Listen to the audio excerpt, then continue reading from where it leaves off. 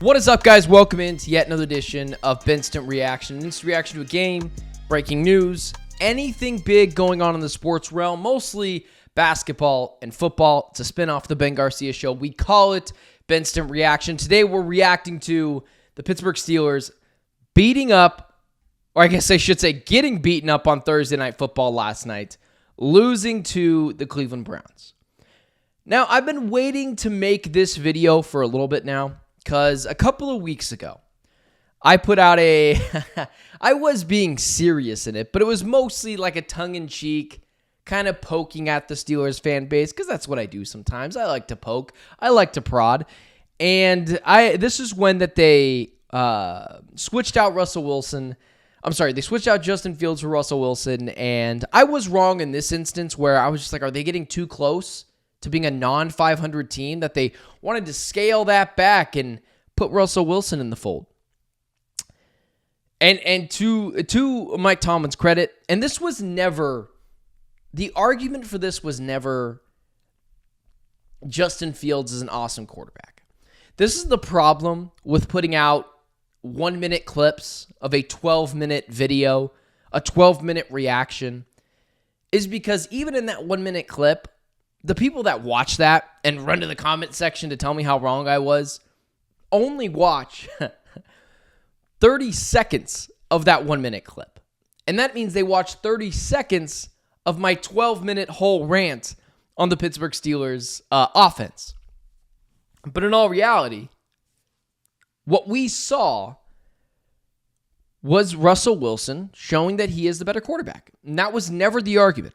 My argument was never Justin Fields is a better quarterback. My argument was always and plainly, yeah, I get it. Russell Wilson's better, but does he add more juice to this team? And even at the time, you could have argued with me that Justin Fields was a better quarterback. Now, that doesn't mean Justin Fields is a good quarterback. I'm going off of years past where Russell Wilson just didn't look like himself. And my argument was really never just, even though I was poking at Steelers fans that, oh, they're going to be 8-8, they're going to be 9-8. My argument was simply just this offense needs some juice, and Justin Fields provides that. It's not me saying Justin Fields is awesome, but he is an athlete. He does have the ability to make guys miss, a threat in the red zone, an okay deep ball, but he's not very accurate. So that was never my argument with Justin Fields is going to take this team to new heights. I watched plenty of Steelers games. I know exactly what they looked like with Justin Fields. But they were a little bit more explosive, or at least I would have thought. And with Russell Wilson, I just didn't think it would be the case. But let me double and triple down on my Pittsburgh Steelers predictions. Clearly, they're a better regular season team than even I was willing to give them credit for. But this team's not winning a playoff game. I couldn't care less if they got the first seed. Unless they match up with the Ravens in the playoffs, I wouldn't feel good against them going up against any team in the playoffs. And it looks like they've still got a couple of losses on their schedule. They've got the Bengals twice. They'll probably lose one of those. They've got the Eagles. They'll probably lose that. They've got the Baltimore Ravens. They'll probably lose that one potentially, even though the Ravens don't play super well against the Steelers. And they've got the Chiefs. So they've got a few more losses on their schedule. So they're not going to be the 1 seed, and they're not going to be the 2 seed. But even if they were the 3 seed, unless they somehow match up with the Baltimore Ravens, which I don't think what will happen, I don't like the Steelers in any playoff setting. Outside of George Pickens, who loves to fight everyone whenever the ball doesn't completely get right to him, I don't know where their weapons are on this team. I don't believe in Calvin Austin that much. Van Jefferson was better 3 years ago, who now has a quad injury. Pat Freiermuth is a solid tight end, but the running back position is nothing to write home about. The Steelers' offensive line is okay, and Russell Wilson has a nice deep ball. But for the most part, they've been going up against teams like the Giants, the Jets, the Raiders, the Cowboys, the Colts. These are all not great teams. They got Kirk Cousins, the very first game of the season, where he's coming off the Achilles injury. Bo Nix, second start of the year. But this team is incapable of scoring points in bunches consistently. And what are you going to have to do in the playoffs? You're not going to be able to hold teams to 10 points every week on your way to a Super Bowl. This is not 2008. Winning or defense no longer wins championships. It's offense. And the Steelers still struggle with offense. And they've rejected to embrace that. They're a mostly defensive culture team that is mostly tone deaf to offense. And lately, they haven't drafted offense particularly well. Najee Harris isn't great. I don't know what they were thinking throwing Kenny Pickett out there. And to all the Steelers fans that are going to pull a George Pickens last night and blame the elements, you do know that the Cleveland Browns were also playing in those elements last night.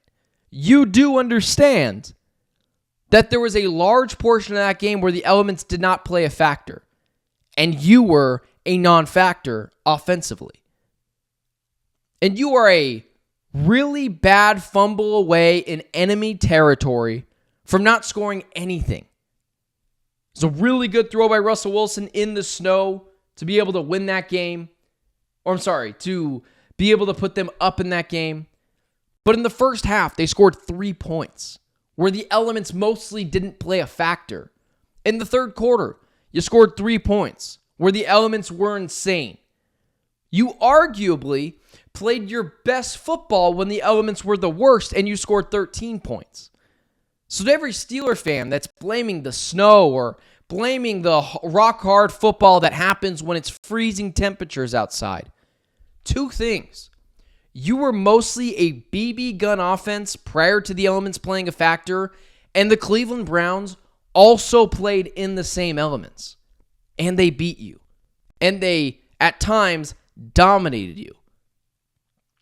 If not for a bad fumble on their own side of the field, you likely never get a chance to take the lead in that game.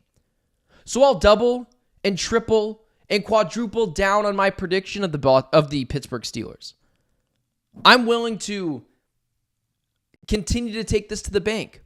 Double, triple, quadruple down on my Steelers prediction. This team will not win a singular playoff game. I don't care who they have at quarterback. And I know I said tongue-in-cheek. I said tongue-in-cheek and was poking at Pittsburgh fans, saying they were getting too close to 500, and that's why they were starting Russell Wilson. But the main point in that take was never the quarterback competition. The main point of that take is that you do not have the firepower on offense that you are going to need to win multiple playoff games, to get to the Super Bowl. And with that being said, I don't trust you in the playoffs. I don't trust your offensive personnel. Your defense is fine, but it no longer wins championships. Defense no longer matters as much or more than offense. Now it's have a competent defense, load up on offense, pay a star quarterback, get a quarterback on his rookie deal, and try to win the Super Bowl there. Try to win playoff games in that element. What the Steelers are doing, mediocre to fine quarterback play, and a rock-solid, elite-level defense, it's fun in the regular season. And it beats up teams like the Jets and the Colts and the Giants and the Falcons, who are worse than we thought with Kirk Cousins' first starter, Bo Nix in his second start of the NFL season, of his very young career. But it doesn't beat a Patrick Mahomes. It doesn't beat, in the playoffs, Joe Burrow. It doesn't beat, in the playoffs, Josh Allen. It won't beat, in the playoffs, when Justin Herbert is healthy. And that's what it is. So at the end of the year, you'll be left scratching your head and wonder what happened, and you won't listen to the advice I gave you. You are doing things wrong. And blame the elements all you want. You had 3 points in the first half where the elements mostly didn't play a factor in that game. And, again, sorry to be the bearer of bad news, Jameis Winston and the Cleveland Browns also played in the same elements you did, and largely outside of a bad red zone fumble or near red zone fumble, kicked the tar out of you for most of that game. So don't blame the elements. Don't pull a George Pickens. You lost because you don't have the offensive capabilities in the second half of seasons when games get tight or in playoff-like atmospheres to run away from the opposing team like a Josh Allen, like a Justin Herbert, like a Joe Burrow, like a Patrick Mahomes-led team would. And that's where you're at for the Pittsburgh Steelers. And for my quick analysis of the Cleveland Browns, they are terrible. They are absolutely terrible. But Jameis Winston is a ton of fun. And that's about all I have to say about the Cleveland Browns. New year, same Cleveland Browns. And that would be my take on them. But ultimately, the Steelers have to change things up if they're ever going to be a reliable playoff team post-Big Ben era. So some more breaking news, although it's been about a full day now since this has happened, but Deion Sanders has done what I thought was impossible for Deion Sanders to do. He went and got the number 2 overall recruit and the second-ranked quarterback in ESPN's top 300 to come and join the Colorado Buffaloes. I have never been loyal to a take. I have always clearly been, I'm going to give my opinion and I'm going to swing for the fences every single time. But if I'm wrong, I'll admit when I'm wrong because I'm not too high up on my horse to try to defend a take that was clearly wrong. Deion Sanders going and getting Julian Lewis, I couldn't care about the potential NIL money.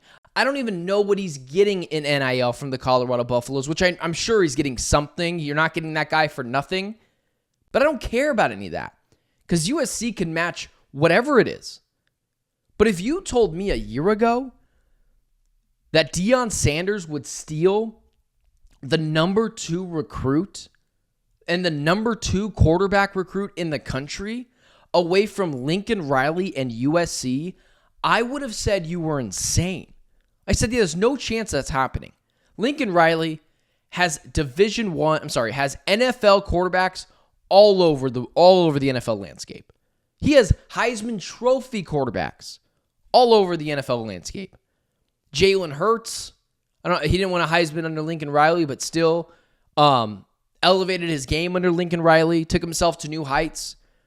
He's got elite level quarterbacks everywhere. Jalen Hurts, Kyler Murray, Baker Mayfield. Only one of those guys doesn't have a playoff win. One of them has been to the Super Bowl. The other one has playoff wins in both the AFC and the NFC. And Kyler Murray is an offensive rookie of the year, and you could argue could win his first playoff game this year and is outstanding this year. Lincoln Riley's track record with quarterbacks is much better than Deion Sanders. And still Deion stole him away from USC. That is a credit to Deion Sanders. When I saw this yesterday, I felt like an idiot. If I'm not mistaken, what am I saying? Julian Lewis, this isn't him growing up watching primetime and saying, man, I want to play for him. That seems cool. This is all about recruiting for Deion Sanders. Julian Lewis never once saw Deion Sanders play. I'm older than Julian Lewis, and I never saw Deion Sanders play. Or at least I don't remember seeing Deion Sanders play. This is about recruiting. This is about stealing a 5-star recruit from a former rival in USC and Lincoln Riley, who's got elite level quarterback talent in the NFL everywhere. Jalen Hurts, Baker Mayfield, Kyler Murray, and Deion just plucked him right away. That's a credit to Deion. I don't know what he's selling, but every kid is buying it. He sold it to Travis Hunter. He didn't need to sell it to his kid, but I mean, his kid has bought into it enough that he's doing photo shoots with the new quarterback in Julian Lewis, literally handing over the keys. Deion has made it fun, and more than just fun, has made it cool to be at Colorado. I still question his coaching prowess. I still question the way he does things. But what Deion Sanders has shown, and what has made it so fun to watch, is Deion has clearly showed there's a different way to be a college football head coach. There's a different way to separate yourself from the pack. And he's done it. And he's done it quite effectively, I might add. It's impressive. I don't know what to say other than that it is really impressive what Deion Sanders has done. I mean, it's not like he stole it away from Georgia with Kirby Smart, who doesn't have any track record of success with quarterbacks. Or another coach that has an elite track record of quarterbacks. He stole this guy away from Lincoln Riley, who is, for all the flaws of Lincoln Riley, an elite level offensive head coach. But Deion has done it. He's made it cool. He's preaching a message about Colorado football. He's showing he's still all in amid Travis Hunter and Shedeur Sanders leaving him soon. He's got his son doing photo shoots with Julian Lewis. When I saw this yesterday, believe it when I say I was floored. I didn't think Deion Sanders had that in him. I didn't think Colorado had it in him. 3 years ago, no top recruit would have went to Colorado unless it was for purely money purposes. Deion Sanders has transformed this program to not just being a up-and-coming program, but he's made it cool, and he's made it fun, and he has really wrapped his arms around Colorado. And the second that he eventually leaves for FSU, which I believe he will, and I believe he should, and I believe he's earned it, for all the Colorado fanboys out there that think I've just poo-pooed over Colorado all year long, which is not true, but, fanboys, that's just what happens. What he has done, it cannot be understated. I didn't think he had it in him. But stealing this quarterback over to Colorado, he has earned the right to be able to take the reins of one of the better recruiters in the college football landscape. But it is very, very interesting that he is able to take a guy who doesn't even come from the West Coast. He's from Carrollton, Georgia, which I couldn't point out on the map. Obviously, I can point out to you where Georgia is, but I have no idea where Carrollton is. And he had visits to Georgia. He had shown interest in Indiana, which has been awesome this year. And he was committed to USC. And he said, 11-0 Indiana, I'm good. Georgia, who's won multiple national championships under Kirby Smart, I'm good. Lincoln Riley, who has quarterback talent literally everywhere in the NFL, Kyler Murray, Jalen Hurts, Baker Mayfield, and there's plenty of other guys.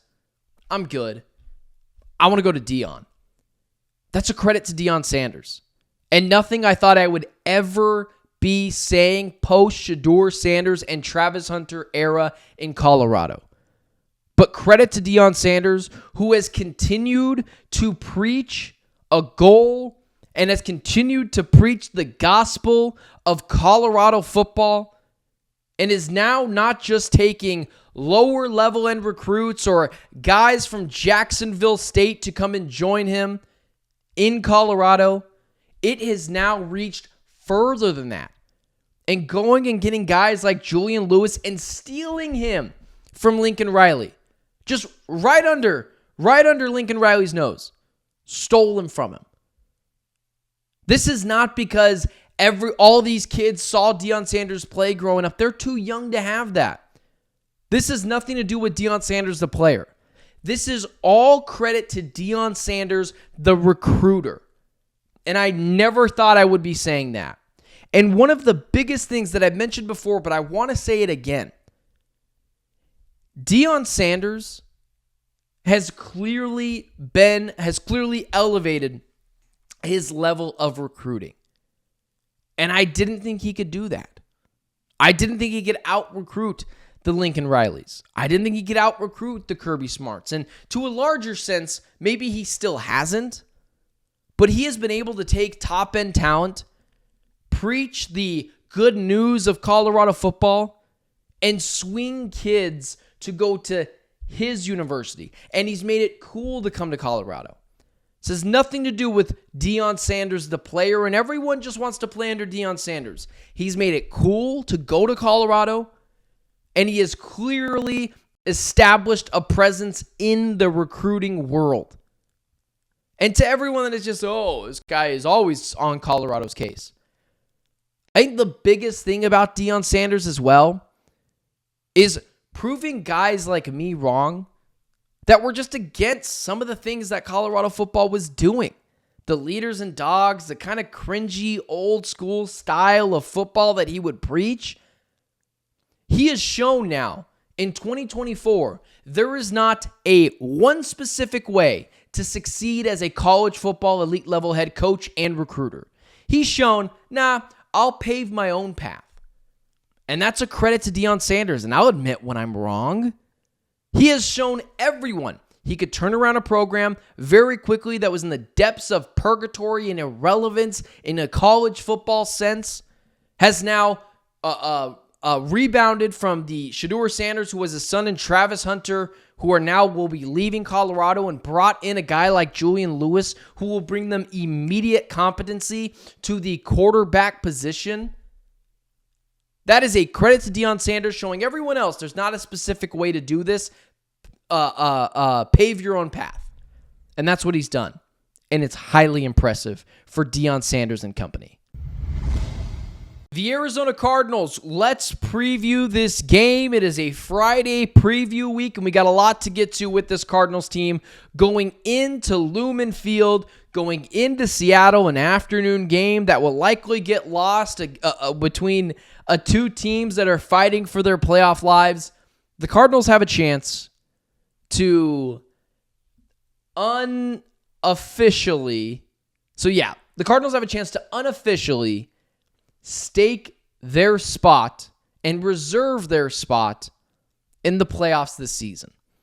Because after this game, you've got the Drake May rookie quarterback up and down roller coaster of the Patriots that I'm just counting as a win now, and Bryce Young and the Carolina Panthers, who are still a laughingstock of the NFL.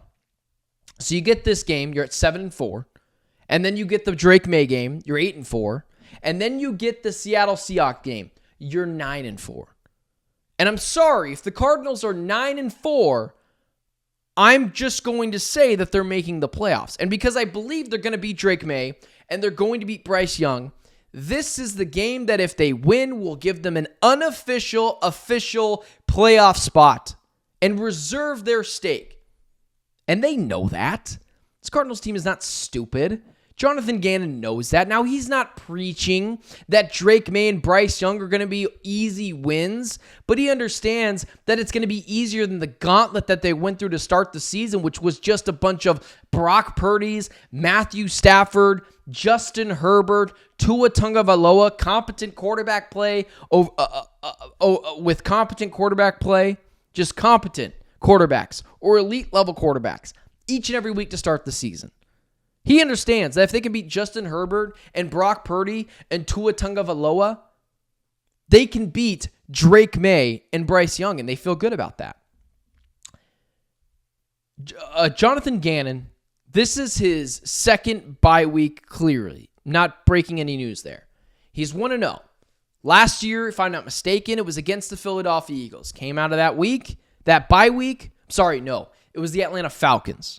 Came out of that bye week with Kyler Murray's first game and beat the Atlanta Falcons. Can he do it again? This is a more telling game for Jonathan Gannon and the coaching staff. You have on one side a Seattle Seahawks team that is riding the high that under the Geno Smith era has finally beaten the San Francisco 49ers. And what does that always say? Well, if you're not really into the betting market, the team that has a highly emotional win or loss, the big money will oftentimes come in on the opposing team that they play next week because that team tends to come out flat. And then you have a Jonathan Gannon-led team who doesn't get high up on their horse, who doesn't count wins before they've already got them, has done nothing but work and turn around this organization with extra time to prepare. If you ask me, although it's on the road, this should be a layup. This Cardinals team is rested. The Seahawks are coming off a highly emotional win, in which it's the first win in the Geno Smith era against the San Francisco 49ers. That means they could be prone to coming out very flat in this game. The Cardinals have to take advantage of that. Because if they win this game, that puts them at 7 wins on the season. With Drake May and Bryce Young coming up, you are staring at a potential 9-4 start to this NFL season. And if you ask me, I do think 9 wins gets you into the playoffs this year. I'm not buying into this or subscribing to this 10 wins narrative for the 7th seed this year. I think it's still 9. You have a chance to potentially clinch an official playoff spot if you feel as good as I do in the next 2 weeks post the Seattle Seahawks game against a couple of young quarterbacks with Jonathan Gannon, who I think can make their life hell. So now it's all about, how much do you trust this team? I know people that don't trust this team still. I know people that are still skeptical of Jonathan Gannon or still skeptical of Kyler Murray, saying, they got a couple of easy, good wins. We're not so sure. I trust them. And every week, I've put my money where my mouth is. I pick a side. And I've picked against this team, and I've picked this team. But now at this point, they've given me no choice but to pick them in this spot. They showed competency. Kyler Murray has showed his ability to stay healthy through a long period of time, as well as play up to a MVP caliber level. Can you hand the ball off to James Conner? Can you gash this defensive line that is pretty good? And can you pick on some of these young corners? Maybe not Devon Witherspoon, or maybe a Tariq Woolen if he plays in this game, or a Kobe Bryant if he plays in this game. Can you pick on these young corners? Maybe not a Julian Love over the top. He's a pretty good safety. But that's what you have to do. And the Cardinals have given me all the reasons to believe that they can do that. So I'll take them in this game. But what I want to see is this defense as well that has played really good over the last 3 games and feeling very good about themselves. Haven't allowed a touchdown in 3 straight home games. That being the Chargers, Bears, and Jets, if I'm not mistaken. Can that translate on the road? It should. What are 2 things that translate very well on the road? Defense and the running game. What are 2 things that the Cardinals have going for them recently? Defense and the running game. And I've already mentioned the Seattle Seahawks team coming off a big win, the first win in the Geno Smith era against the San Francisco 49ers. Feel very good about themselves after those San Francisco 49ers. We're talking a lot during that week. And credit to the Seattle Seahawks. And thank you for beating up on the Niners for us. We all appreciate that. But this week, you're now the new enemy. And I expect the Cardinals to win in this spot. And it's a game that, when this line opened, it was 1.5 in favor of the Seahawks, which I thought was very interesting. Maybe it shows that Vegas wasn't necessarily buying into what the Cardinals were selling. But now it is completely flipped. 2.5 point different now. The Cardinals are now favored in this game, -1. It's basically a coin toss game, which I just don't see. Which, again, just leads me to believe that Vegas, if I was making the line for this game, I'd probably make it Cardinals -3.5, just because Seahawks coming off of that emotional game, like I mentioned before, and the Cardinals are just playing better than everyone thought. But I'm watching the Arizona Cardinals every week. Vegas is not. So that's where I would be at on this game. And what is seen as a little bit of a pick'em. Can you continue to run this offense through James Conner and the passing attack through Trey McBride, not Marvin Harrison Jr., Marvin Harrison Jr. stands? Can you do that? Open up the middle of the field, hit Marvin Harrison Jr. for a cheap touchdown. Kyler Murray, can you get the running game going? And also, it just kind of depends what the weather's going to be like in this game. Looks like it's going to be 48 degrees, potential showers. That favors the Cardinals again. Defense, running attack. Those are 2 things that work well in the rain and also travel well on the road. James Conner and this defense that's been playing better lately. You want, as a Cardinals fan, to pick against the Cardinals because you've been scorned for so long. But I'm here to tell you, it's not the same quarterback team. Cliff Kingsbury and Steve Keim are not walking through that door. It's Jonathan Gannon. It's Monty Ossenfort now. The big bad man can't hurt you anymore. So with that being said, I got to be honest. I got to put my money where my mouth is. I think the Cardinals win this game. Let's call it 27-23. I anticipate it being a fairly contested, close game, but the Cardinals pulling away in that fourth quarter, but with the Seahawks as well, scoring a last-second touchdown. Maybe it sets up a potential onside kick. But aside from that going awry, I like the Cardinals to win this game 27-23. That would cover the spread that I would have set for this game at -3.5. But again, what travels on the road and what plays well in a potential rainy game? Defense and a running attack. And that sets up a date with, I guess I should have mentioned this before, but the Cardinals, I don't know why I just said immediately it's Drake May and Bryce Young over the next 2 weeks, because that's not true.